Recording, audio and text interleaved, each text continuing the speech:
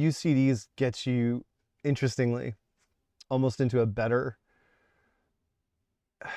you almost get in a better position talking about CD remasters than you do like vinyl, because the CD remasters are the ones where they're trying to, you know, take advantage of the increased headroom, etc. And like, yeah, we endlessly talk about brick walling and whatever, but it's not really so much about that as it is like what you can get away with on CD.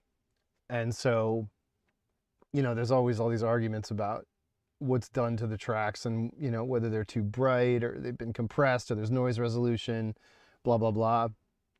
And the thing that made me think about it was Riley Walker posted a tweet, it was yesterday, or I don't even know if it was today or yesterday, where he got like 10 of the 1999 David Bowie EMI reissues for like $10, like $1 a CD.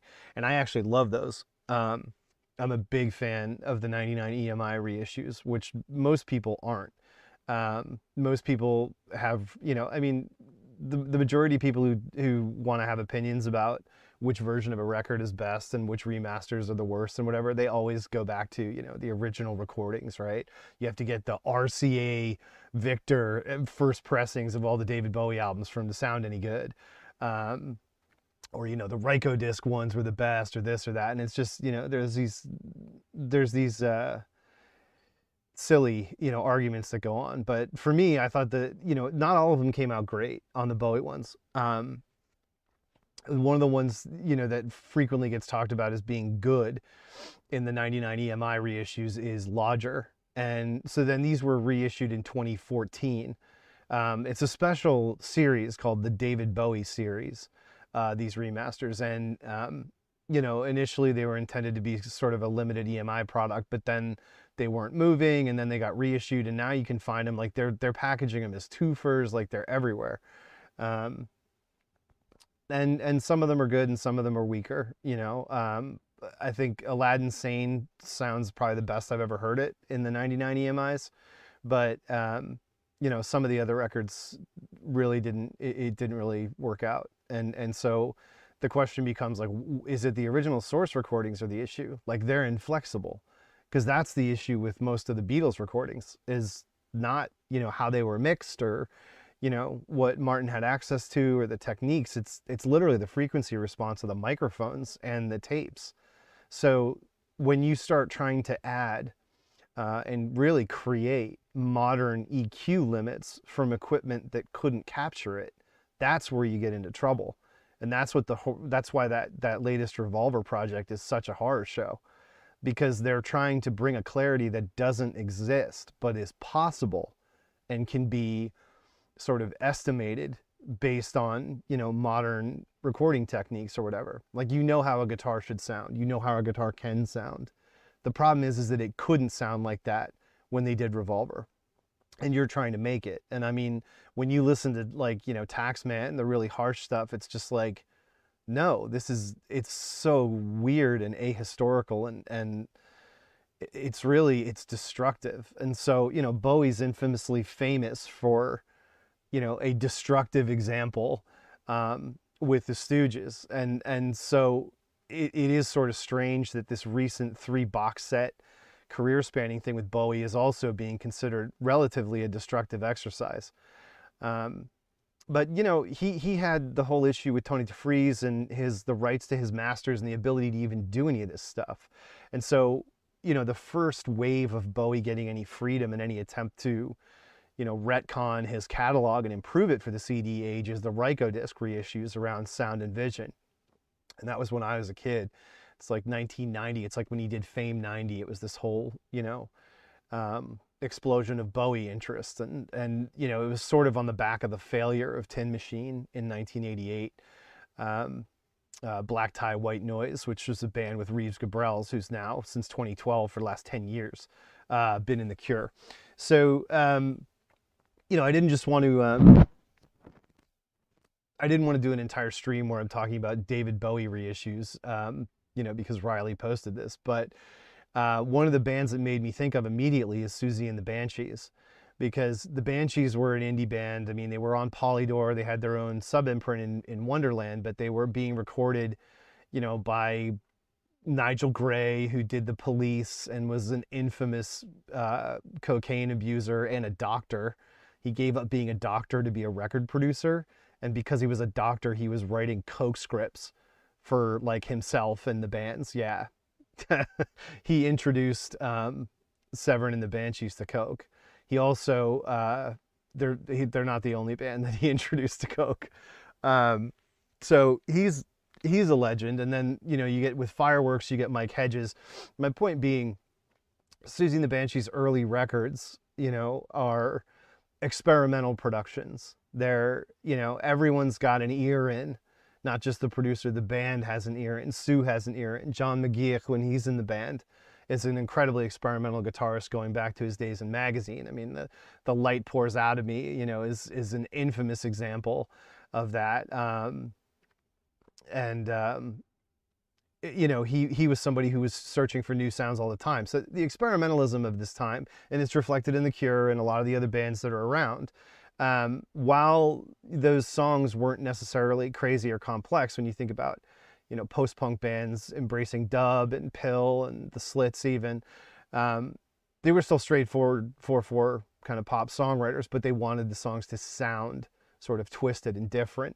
So that's sort of the difference. And that's why those records are ripe for remastering campaigns, because they will potentially have significant flaws. The issue with the Banshees is they sort of, they broke up, they didn't end well. And the reissue campaign around their entire discography really went strangely.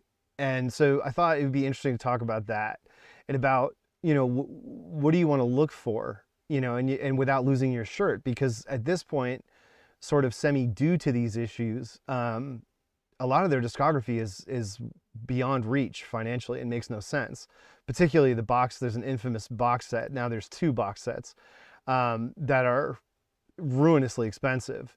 Polydor did a classic album series box in 2 phases of the first wave of records and the second. And these, are going for ridiculous money, and not just on Discogs. I mean, anywhere. There's 2 copies in the States. It's this place here, Manhattan Music, has both of them for $130 each. And when they come up, they're easily over $150. And the thing is these are slipcase sort of like mini vinyl reproductions of the same, I think it was 2014 when they actually did the remasters, that Polydor was putting out individually. The issue is, so both within these 2 box sets, Classic Album Selection Volume 1 and Volume 2, these compile that entire remaster cycle of their, Polydor albums. But these remasters are incredibly hot. Like, this isn't Steve Hoffman forums, nitpicking. I've been listening to the Banshees since I was 15 years old, and I have all the original albums. And I mean, I have most of them on vinyl as well as CD, the original, CDs. Of particular interest, if you want to hear how dramatically things change across the original vinyl, and not just the original vinyl on Polydor, but the PVC vinyl that gets licensed to America, as well as the original CD and then the remaster. Kaleidoscope is a mess. Honestly, this is one where the original vinyl is the best sounding way to appreciate this album.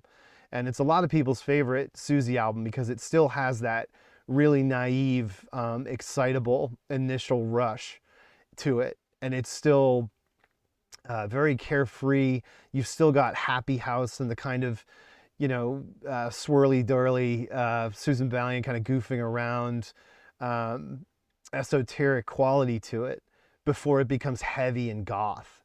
And that's what happens after Kaleidoscope as you get into Juju and Kiss in the Dreamhouse. I mean, a lot of people are of the opinion that Juju is their signature album. A lot of people are of the opinion Peepshow is their signature album. It depends where you get on and where you get off with Siouxsie and the Banshees. There are people who say it's the Scream, their, screaming punk rock thrashing debut.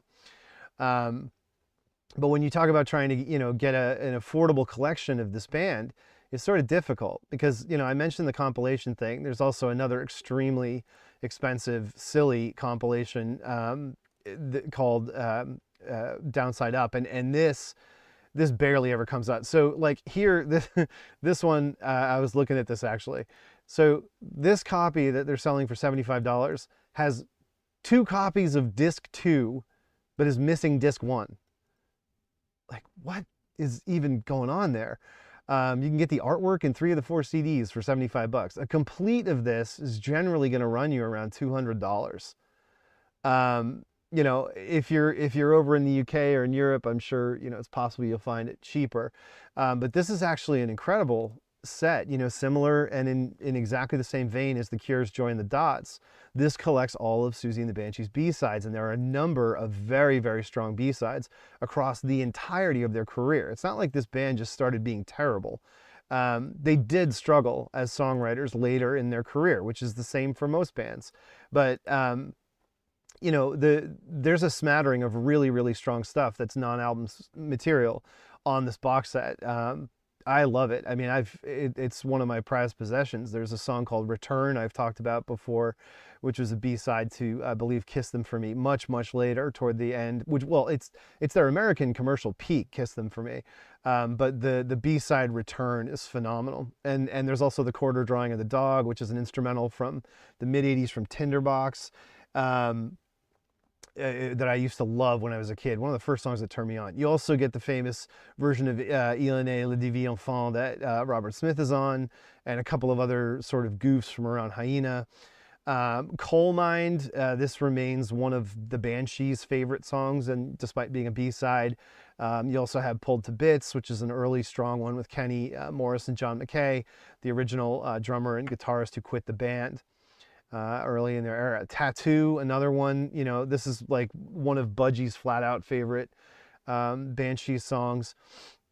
And so, you know, this is a wonderful set from a band that was, you know, like The Cure, respected the B-side conceptually and had been raised by Bowie and by other acts in the 70s to revere the B-side as something that's a way to communicate with your fans, to give them that little extra, knowing that, you know, the material that's on there is not necessarily, you know, going to help an album go along, or it goes too far in one direction, or it's kind of a dashed off joke. All these different ways that B-sides are used as fan service. The Banshees were outstanding at it, and there's so many examples. False Face was good too.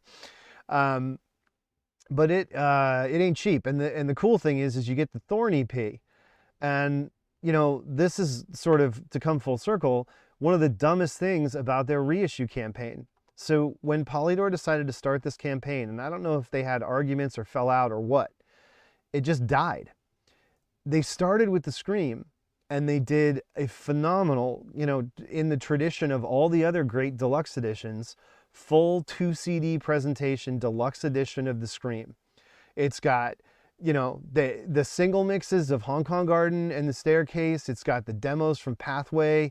It's got both the Peel sessions that were so important at that time. This is like them becoming the alternate, you know, Sex Pistols, and the Sex Pistols are breaking up. So there's a lot of attention on the Banshees, and they were a youth phenomenon, and it's a female singer, and she's this icon, you know. And so there's this really excellent full, like I say, the way that they've done in the past, Universal in these series for the deluxe edition. Universal owns this. You can't actually make this plastic slip with deluxe edition written on it. That's a copyright. It's a trademark of Universal Music Group. I know, because I tried to produce one as a joke for the record label I'm working with, and we found out, no, you can't do that. We also found out you cannot get long boxes made. There's only one company in the world that can produce the original cardboard CD long boxes. They are in New York City, but the minimum order is 5,000 copies, and it's not actually the same cardboard fold lines and templates of the original long box. Apparently, the trademark and copyright over the original, like registered with the Library of Congress, patent for the CD long box has lapsed. And so there's one company that bothered to create kind of a simulacrum of it, and they will produce it, but you have to press 5,000 CDs, which we're not selling 5,000 of any of our artists anytime soon. So that's getting ahead of yourself. But the Scream is this phenomenal package. I have this, and I just thought, here we go, right? This is such a brutal false start. And I'm sure, look, I'm sure there are probably massive Siouxsie fans out there where there's a blog that explains what happened. And I didn't, you know, this is an off the cuff thing to get some more, you know, to get another vid in the channel, right? But what happened is when you get to join hands, it's just a slipcase and I think a digipack. And so when they did the reissue, you know, there's like a, you know, there's a special Japanese version, et cetera, et cetera. But you lose like this whole, the deluxe edition thing just doesn't happen. And so what you get is just a digipack in 06. And I mean, it's this much hotter remaster that is significantly different. So I saved both the original CD and this because they are so different. A lot of this is down to the thing that I've said before about CDs, and that CDs that were originally made in the first wave in the mid 80s, they really did suffer, unfortunately, from no one knowing how to master for CD. And so there's too much headroom, and essentially what that means is it's quiet. And so when you turn it up, you do get hiss, because the hiss is there. And so, you know, modern remastering through noise reduction applications and equalization, and some compression, usually that's the big, you know, hot topic, is whether it's been compressed too much.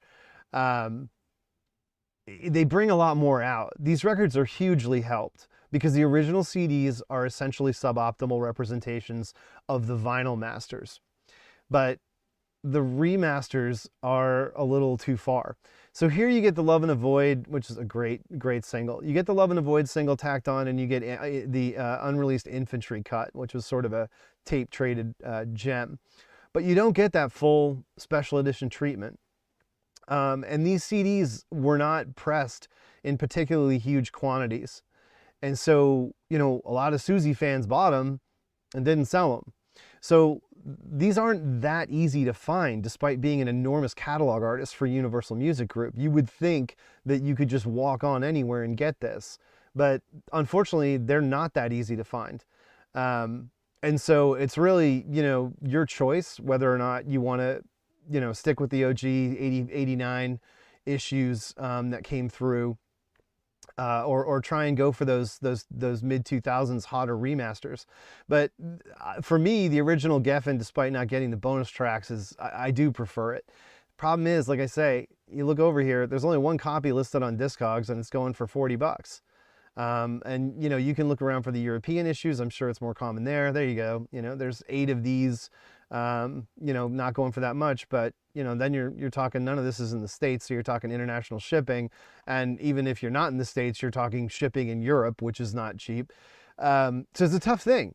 'Cause this is not an easy band to collect, even on CD, let alone vinyl, which, you know, it continues to be silly. These are period correct vinyl releases. Siouxsie and the Banshees aren't in the CD era until 1986 with Tinderbox, despite the fact that there were, you know, sort of fast follow CD versions of Nocturne and Hyena. Tinderbox is the first one that's mastered, you know, for CD. Again, people were not great at mastering for CD in the mid 80s, but this was done in real time, and the original Geffen issue sounds great. I mean, it doesn't suffer the way the subsequent issues of the early albums do. So, you know, this one is not going to be hard to find. And so when I think about the idea of trying to collect Siouxsie and the Banshees, really Tinderbox is kind of the sweet spot in terms of starting out, because it had a college radio hit in Cities and Dust. And Cities and Dust has been a favored sort of alternative 80s song for like movie licensing. I think it's in Grosse Pointe Blank, and a couple of other things probably. Didn't they? And they just used Spellbound, obviously, I think, in Stranger Things. Nora Feld, I mean, you know, everything is the same mixtapes I was making. They were into the same music I was. And so, you know, just in terms of it being like on trees available to just grab a cheap copy, Tinderbox is one where you're getting your best value initially, and so it's a good record also, is my point. There are 2 issues of it though, and so you want to make sure you get so when Geffen put this out in '89, they appended the B-sides, and that's where I heard Quarter Drawing of the Dog, that song I was telling you I love, and the 12-inch of Cities and Dust, which is pretty great. You get all of this great stuff added onto Tinderbox. What you don't get, and what I mentioned earlier, is the Thorn EP. And this is like this sort of cherished standalone object in between Hyena and Tinderbox. And it's just gone. Like, you can get it on its own, but it was never issued in any other format except as 12-inch vinyl and on that absurdly priced downside up box set. So, you know, these cuts where they're kind of like orchestral and raw. They're really beautiful, but this has been this weird blind spot in their catalog. And so, you know, it's tough because like I say, when you talk about collecting them and getting into their discography, there's just so many annoying little blind spots like that where you're not getting what you want. But, you know, the original LP is very short. You want the 89 Geffen CD, and that's going to get you all those quality B-sides that they had. This was a long session. This session was really productive for Tinderbox, and it actually was so productive that it ends up becoming the basis of the next album, Peepshow. One of the songs that ends up as a B-side, called Gun, they played the drums backwards on a tape, and Sue loved the way it sounded, and that became the basis of Peekaboo. So, you know, it's a pretty cool little, you know, factoid. And again, like I say, it's a record you can get for nothing to start your collection. So I would start there. And similarly, Peepshow, you know, arguably their greatest album. In my view, this is certainly their most mature, you know, pop craft album. And this will be anywhere for nothing on CD. The issue with this one is the remaster is totally blown out. And that's where it kind of bites. Because the original CD is a little bit quiet and the remaster is way too hot. Now, this is an issue for me because this is the album I got when I was a kid. So this is the album that to me is second nature, and I can hear anything different. And that remaster is just like explosively compressed and pushed out. It's not totally brick-walled, but it's too much. And it's not that it is awful as much for Peekaboo. Peekaboo can kind of like weather it. It really hurts with the Killing Jar and Ornaments of Gold, which are two beautiful mid-tempo, you know, twinkling kind of ballads that I absolutely love. The Killing Jar was actually a single from this. But, you know, these are their big albums that lots of people bought, and so you can get them, and they're excellent. They're both excellent. So for Siouxsie the Banshees, you want to start with Tinderbox and Peepshow. I would say you don't want to go for Superstition, despite the fact that it's literally free anywhere. I mean, this is a major CD era casualty of overprinting on the back of Kiss Them For Me's success on MTV. And the fact that in '91, you know, any alternative band is getting tons of attention because it's the alternative revolution. It's not just grunge. It's like, you know, everything was in '90 before Nirvana had broken was really getting big. And like alternative was cool. It was cool before Nirvana. The issue was that Nirvana made it cool for like tweens. So now it's like, you know, six years of teenagers are all like getting their cool from Nirvana. You know, previously it's like 16-year-olds and 7-year-olds, and that's the big difference. Sam, yeah, there will definitely be a stream on movie soundtracks. We already did one on compilations, and that stuff is, you know, that's part of the flavor of UCD hunting is soundtracks and compilations. They're just everywhere. It was something that the majority of catalog rights holders, record labels did throughout the, well, really the Dazed and Confused soundtrack started it because it shocked everybody. You know, when that soundtrack came out, I've said this before, they basically gave him, Linklater, all of like classic rock for free because nobody thought anybody cared about it because it was the heyday of people just like 70s classic rock was so totally dead and there was no concept of it being ironically cool. Dazed and Confused made it cool again instantly with that movie and with that soundtrack, and it just, it changed the flavor, the trajectory of the 90s for every record label, major record label. And the compilation flood and the soundtrack flood is a result of it. So, but anyway, to stay on point, this, it's a tough catalog. It's a long catalog. I'm not a fan of the Rapture. I didn't think it was, and look, they aren't either. That record's barely there. And they were just walking around a house in Paris. They had no idea what was going on. They went to their house in Paris, and it was just a mess. But those two are strong, and unfortunately, as I say, the older records, which are the classic mega goth records, you can get them. It's just this question of the remasters are really divisive. And, in the States, unfortunately, Siouxsie and the Banshees people are going to pay for it. You're not going to find people selling this stuff for cheap. And you're going to find all the silly Obi strip stuff. There you go. Yeah, I'm going to pay $250 for an Obi strip of this album. I mean, you've got to be kidding me.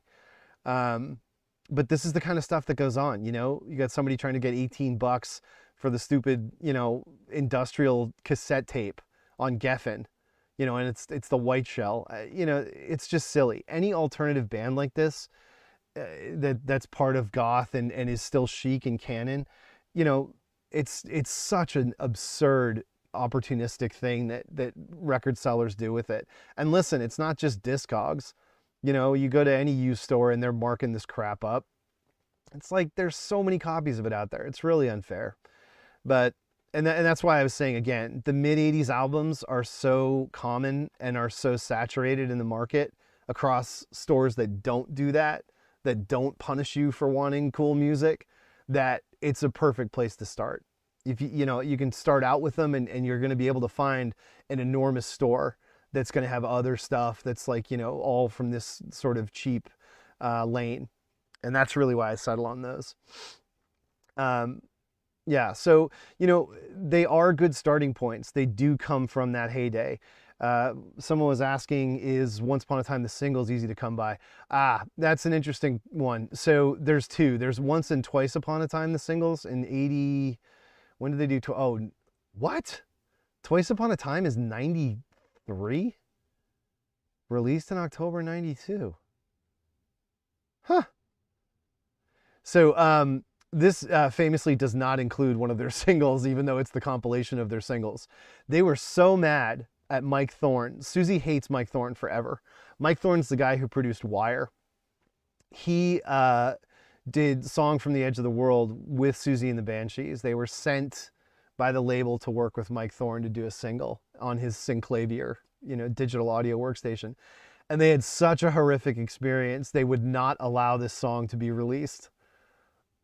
It's so funny. I mean, you can't, I think about, the band was big. They were a big band. And to get so mad about that and refuse to get it let out, they were still so precious about it.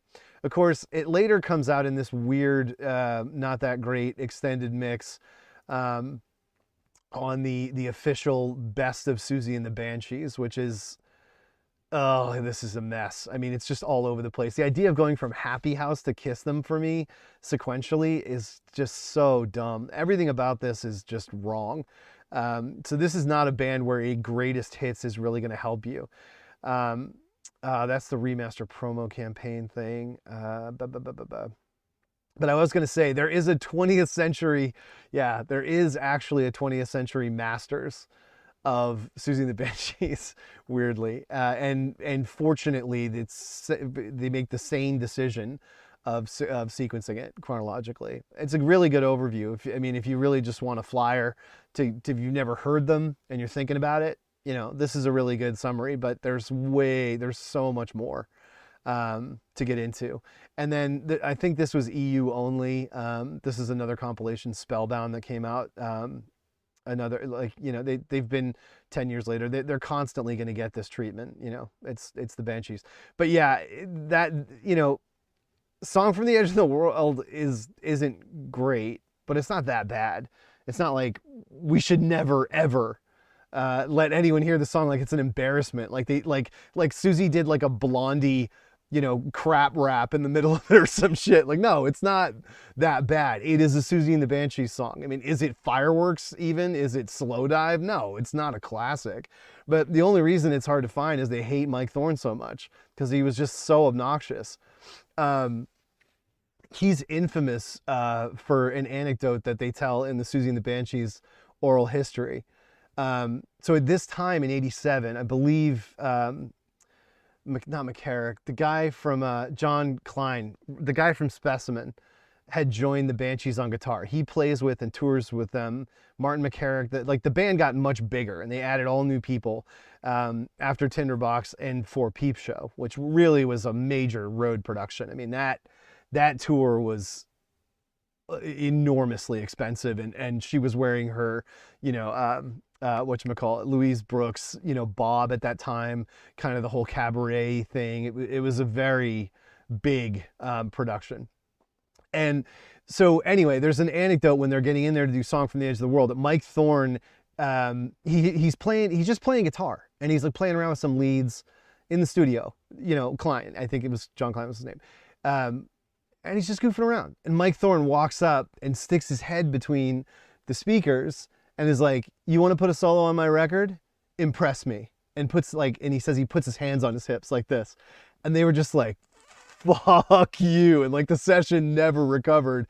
It was an absolute train wreck. And so it's this calamitous anomaly in Siouxsie and the Banshees history where they will not let Mike Thorne make any fucking money off this song.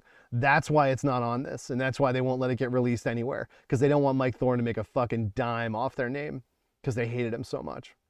Funny story, maybe. I love it. Personally, I love crap like that. And the Banshees have a lot of funny stories like that. And they're a little more like, they'll air their dirty laundry versus, say, like The Cure, that Robert Smith won't let anyone talk about anything that's ever happened.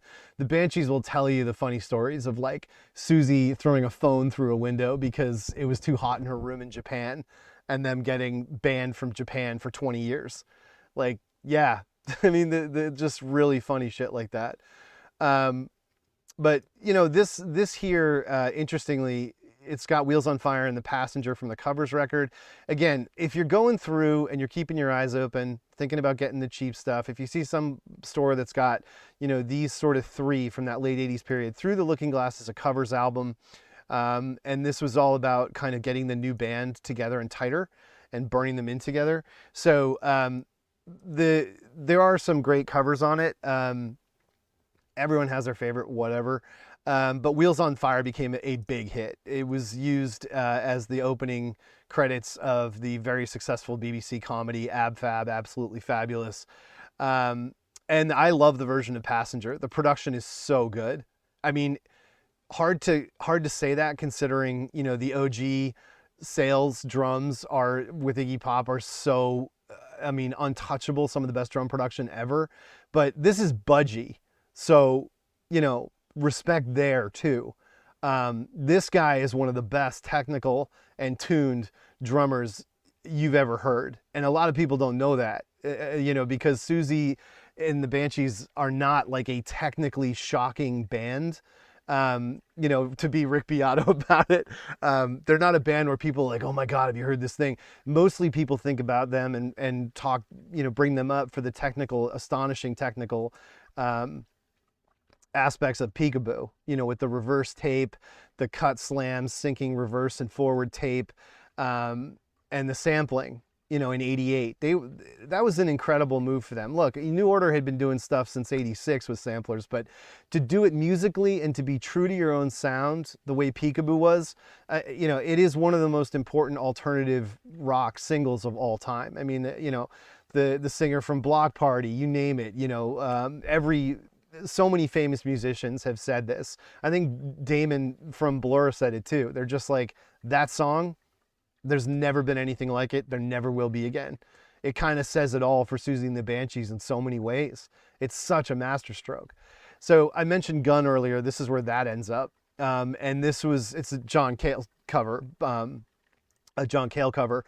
This is what they started playing backwards. So this was done during the Tinderbox sessions and held over. They got it finished for here, but Sue was still obsessed with this weird sound, the way that the kick drum was kind of tuned tight. and the snare was hitting, it it flows back, and they were able to make peekaboo out of it. So it's pretty fantastic. My local shop always has a Siouxsie tax. Yeah, I mean, like I say, you know, I'm surprised if the Cure weren't bigger and hadn't had so many millions of copies of their things pressed, you'd be seeing a major Cure tax too. But again, if you look at the top right, there's 300 copies of this on Discogs right now. You know, from Tinderbox through to Peepshow, these 3 records, they're out there for nothing, and they're great.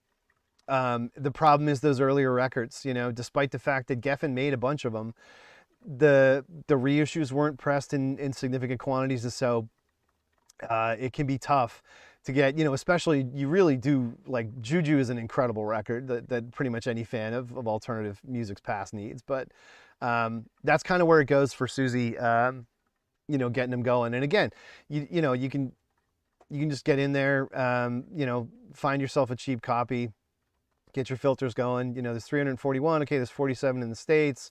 What's the cheapest one? You know, you want to, there's somebody selling for $1. Well, it's trash, so that's no good. Somebody selling the cassette for $5. Consider, I mean, there's definitely a hipster cassette tax. That's not bad. But you know, this is when you're going to find solidly in the $5 to $10 range. Again, Siouxsie tax. It's still there. It's still a thing. I'm trying to see how high this goes, because it's indefensible to me that anyone would charge. Yeah, it's all vinyl. That's fine. I mean, again, this is common on vinyl. This is not obscure. It's not hard to find. My sister had it. I have my sister's copy. Like, this was produced in mainstream quantities in the original pressing. The idea that people are charging $60 for this is like charging $60 for REM's Document. Get the fuck out of here. Like, this is so dumb. This whole thing is just so infuriating, the way people do this. It's just absolutely got to stop. Like, it's just so, yeah, here you go. Obi strip tax, $195 for a copy of Tinderbox on CD. Absolutely ridiculous. So if you were going to start here, you know, there's a couple here. I've seen this store before. They might be pretty big. And you want to find a big one. There's factory sealed for $6.99. That's fair. It's going to be the reissue, but that's a very fair move. I'm into that. I mean, it says original factory packaging mint. That's great. It's not sealed, but I don't know. Let's see if any of these are big. What's the seller? Whoops. I thought I was going on the seller. I wasn't. Yeah, so this is a monster store. I've dealt with them before, and I have dealt with Zero Street. Okay, so I've bought from both of these. These are huge, huge outlets.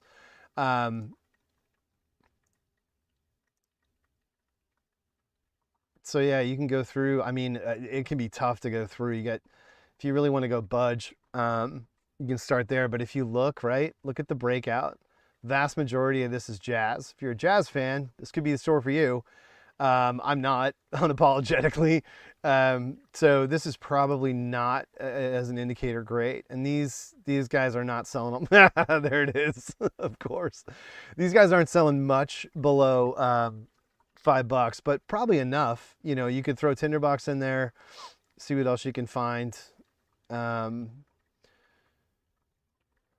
Oh, that's interesting. The Essential Talk for $3.99 new. I mean, not really a greatest hits band. You kind of need all of it, except for the first Duran Duran record. But Best of Crowded House, you know, you could sew up with that. I mean, look, they had a signature album, but you know, 4 Seasons in One Day, Don't Dream It's Over, Something So Strong. This is, look, I'm sorry, but you know, Neil Finn's the man, and we actually, the label has a band recording in his studio right now in New Zealand. You'll hear more about that probably toward the spring of 23, but yeah, I mean, I think for me, that's pretty much a greatest hits band. I hate how misleading original factory packaging can be. Yeah, no, definitely.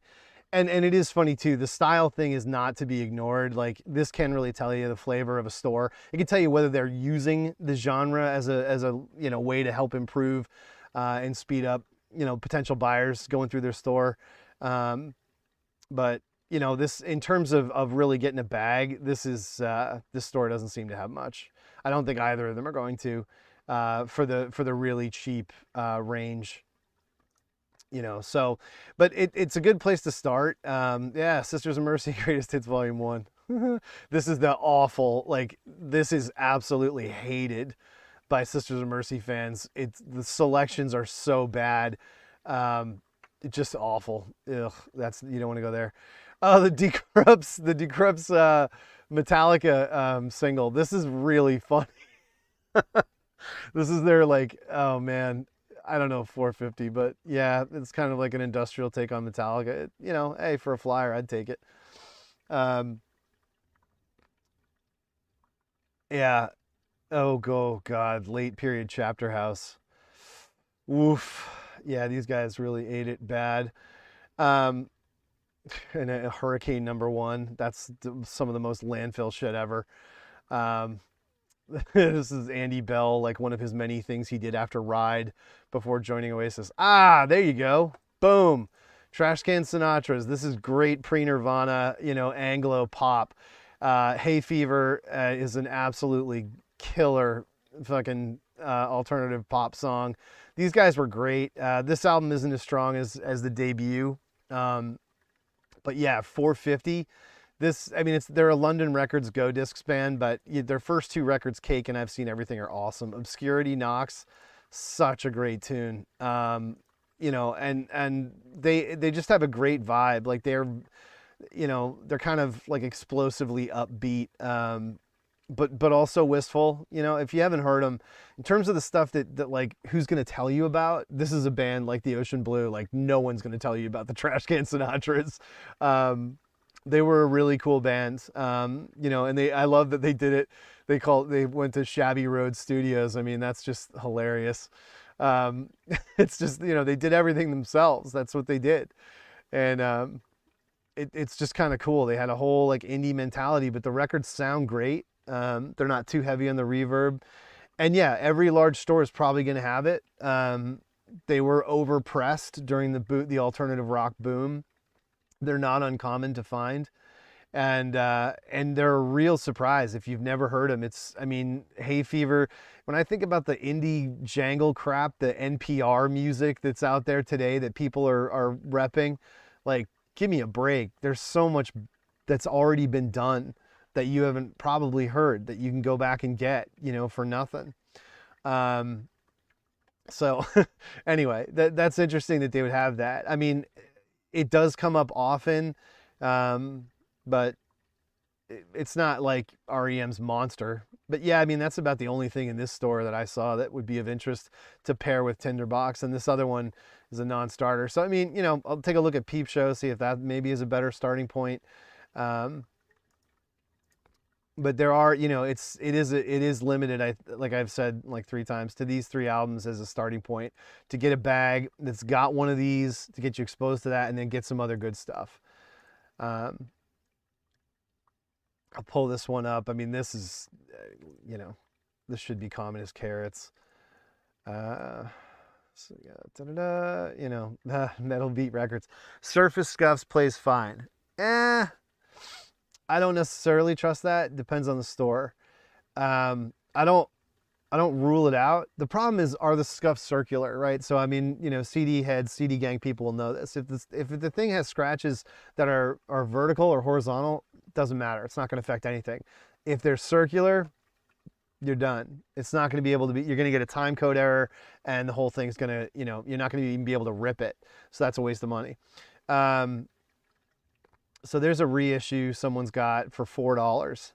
The reissue isn't unlistenable, but it is hot. Let's see. Yeah, they're saying this is the reissue. I don't know. This might be misindexed. Is it a big store or is it individual? That's like a mid-sized individual. So this, they're going to have really good stuff. Like when you see this, as soon as you see this, it's like, oh, okay, they have Kid Amnesia on LP, and like Orgies of Abomination, like this is like an underground record person. This is an individual, and they're gonna have probably tons of cool collector stuff. You're not gonna make out. That's a pretty fair price. $18 for the DOC single, Newbury Comics singles thing. but this is a store where you're going to find good stuff, but you're going to be opening your wallet. You're unlikely to steal on anytime you see somebody with like 500 things for sale and you see a couple of hipster records. That's not a store where you're going to make money, where you're going to save money and make out. You're going to end up paying for the stuff that you buy. Like, there you go. They got the Popova vinyl, a lot of stuff in here. Yeah, there tends to be a lot of like black metal, Hello 8's, nice. Ninth and Walnut, that thing is funny. That's a comp of like early stuff they re-recorded. It's not bad at all. But this isn't one where you're gonna get like used CD bag. So I'll dump that. This might be what you're looking for. You're trying to find a huge store that doesn't know what's what and is dealing in volume. That's always the answer. So 20,000 CDs for store, ridiculous. This is probably the way to go. And of course, what's first thing? So again, here you go. Club. Who gives a shit? It's the same CD. $5 for Use Your Illusion 2. Which is, unfortunately, the Use Your Illusions are pretty evenly split. There isn't one that's like markedly better. Yeah, I mean, like $2.95. Come on, they got to get up off their chair and find the CD. At least they're not trying to ask $5 for Monster. This would be a long process because they're gonna have everything. Like, this is a store with this much stuff, 7,000 CDs, all under $5. This is gonna go on forever. So you definitely want to think like, all right, let's dump, jazz, folk, world, and country if you're not into it. Try and thin it out, and then you're at the mercy of how they index everything and how they tagged it. I've talked before. Repeat offender. John Mellencamp's Human Wheels, that's a get. There's 3 fantastic songs on that. More if you're a stan. The British Invasion, I'm sure that's a cornucopia of good stuff. No Doubt, another one I think we've talked about before. Absolute used CD bag. You want, obviously, Magic, Tragic Kingdom, and Rocksteady are the 2 good ones. The self-titled, rather. This is the bad one. This album is fascinatingly bizarre. When they were doing press for this record, the bassist was like, what's his name, Tony Kanal or whatever. Yeah, the bassist was giving interviews where they were like, well, what were you listening to? Blah blah. They're teeing everything up, softballs. Oh, this is your big next album. What influenced you when you guys got in the studio? What were you really thinking about? And he's like, oh, we were listening to The Cure's Pornography. Dude, come on, like, give me break. I'm sure you are. It's so silly that the way they tried to market like their sophistication on this record, and then Gwen Stefani went and got performative braces, right? Yeah, exactly. I mean, they were stuck on tour for 3 years. It's not their fault. They weren't writing shit on the Tragic Kingdom tour. They were like just literally raking money off the stage every night for as long as they could. That's what they had no choice. But this record's, it's bad. And it didn't work out. The Simple Kind of Life maxi single, you had that? That makes sense. I mean, depending on your age, you would have. No Doubt was, look at this thing. Does anything say 2000 more than this goddamn album cover? I don't know if it's possible. I mean, NSYNC doesn't even, like, I flip this over, I want to see an AOL CD. It's just silly. I mean, it's way too long. Oh yeah, somebody was saying this album goes. Don't know if I could say it goes, Jog, but it's, you can see they got Jerry Harrison in to do New, which did okay. There are interesting songs in it, but like No Doubt shouldn't be writing 4.5-minute songs, and they're all over this record. For No Doubt to have like 4-minute heavy songs like this, album needed to be shorter, way shorter. Anyway, I don't know that I would, that's one I would even take a flyer on, because again, you can get the good ones for this money anyway. What do you need? You know what I mean? I don't see it. Be Here Now, as always, just get the shovel out, you get whenever you want to get that, go ahead and get it. It's good. It's a good record. I don't give a shit. People say it's a disaster, blah, blah, blah. No, it's a good record. Fuck it. It's good. I mean, is it great? No. There's weak shit on it, but like, you know, there's like 5 great singles. Do you know what I mean? Rips. Come on, whatever. We've talked about it a million times. It'll always be there. Anything else interesting? John Wesley Harding. Weird. Bread. Best of Bread. It's not Best of Bread. It's Anthology. Meredith Brooks. You're always going to find that. The Black Keys. Man, that is anything Fat Possum you're going to be able to get for nothing. I'm not a fan, but like, yeah, if you more recent stuff, when you think about more recent bands, landfill bands you can get for nothing, you can clean up on the Black Keys if you are so inclined. TMBG comes up a lot. This record, The Statue Got Me High, was a hit. I wasn't into this, but this record did pretty well. So if you're somebody who's into TMBG, this is still in lineage in terms of their great run from, you know, pretty much mid 80s to mid 90s. It's got some really bizarre, funny jokes at the end. You know, what are they asking? $4.95. That's a little rich. I don't know. Black Keys were famous for a landfill band. No, they were huge. I'm not, of course they were. It's not my thing, but I'm just saying a lot of the stuff that's at that level, that tier, right? Like, think of like Captured Tracks bands. They were really big for 2 years, and now there's a different generation, and like, I don't know that they're clocking Captured Tracks bands anymore. So that shit's pretty well starting to be out there for nothing, you know, or little. So that's an important thing to look at and think about when you're collecting. I did this with a lot of stuff from like 2010, 2011, kind of like around the time, I think it was around the time like the Vivian Girls debut. There was a couple of bands that I liked at that time that didn't really take off, that weren't considered like nobody bit down on them, and they were like, this band is so crucial and hip and cool. And one of those bands for me was a band called Bleached, that I really liked at the time. I loved their whole look, and they did some really cool stuff. But if you think about like what was going on then around like this time, you know, Dead Oceans. Look at this, you know, like there's 14 copies for sale. What did people find out that I was talking about this? You know, a lot of this stuff ended up in these warehouse stores. And, you know, even if it didn't, you keep looking, there's a bunch of bands from around this time that just, you know, they didn't become the Chromatics or whatever. Like, it's hard to explain, but they're finding stuff that's recently sort of faded and isn't like present tense cool is another way to think about when you're going through stuff. Yeah, it was the girls from Miko. Yep. I think, weren't they sisters? I don't remember. But anyway, there's a lot that can come through there and help you like find stuff that's tailed off.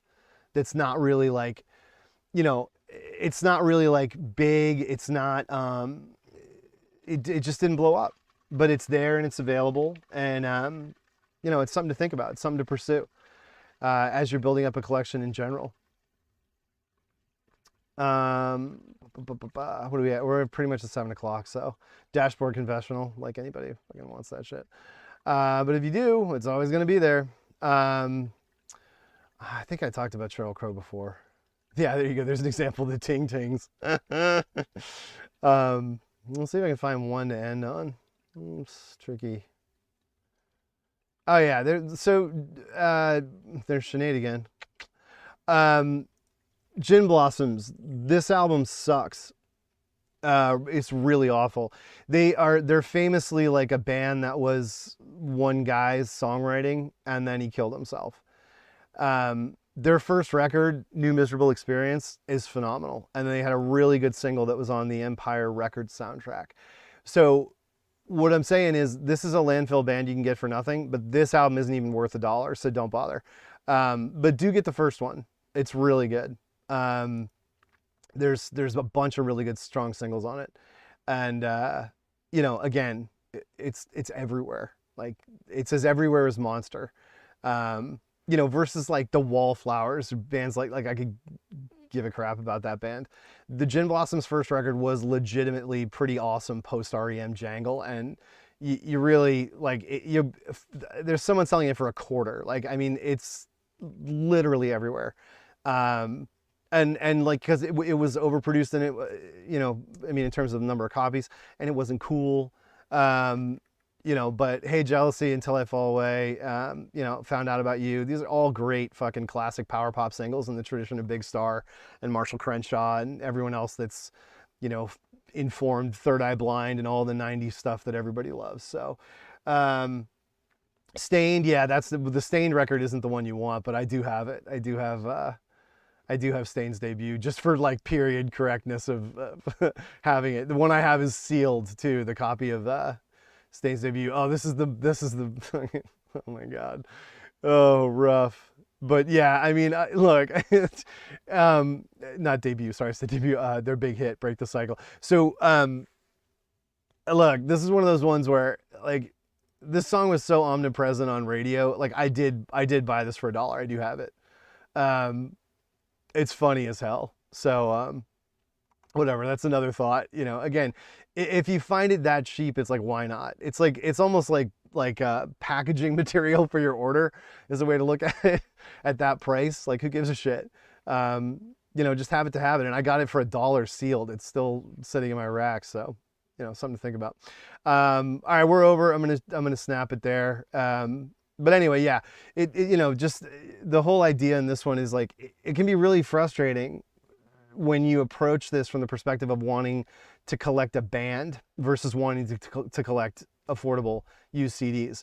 You have to, unfortunately, kind of, you know, build up a bit of a checklist, and think in terms of opportunistic terms when you're going through, because for a variety of reasons, bands like Siouxsie the Banshees, their catalogs are really in chaotic situations, and only certain of their albums are going to be likely to be found, you know, as a result of this pastime. So, you know, it's something you want to, you know, it's something you want to kind of have a mindset about, if you're going to get into it. But, you know, as you start getting more and more familiar with it, it's still just out there. It's still totally possible, without spending a ton of money to get it going. Music from Desperate Housewives. I'm sure that's a classic. All right, so we'll see you Thursday, the normal time. Like, you know, obviously it's the holidays, everything's been totally off, but yeah, thanks for coming out.